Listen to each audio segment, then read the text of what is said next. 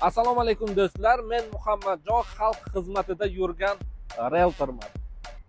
Har kuni yurtdoshlarimizning orzusidagi uylarni topib berishda harakat qilaman. Agar siz ham uy qidiryapsizmi yoki uyingizni sotmoqchimisiz yoki ijara masalasi bormi, hammasini eshitishga tayyorman.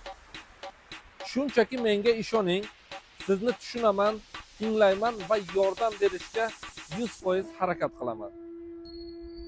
Murojaat qilishdan xijolat bo'lmang, men sizga do'stdek munosabatdaman.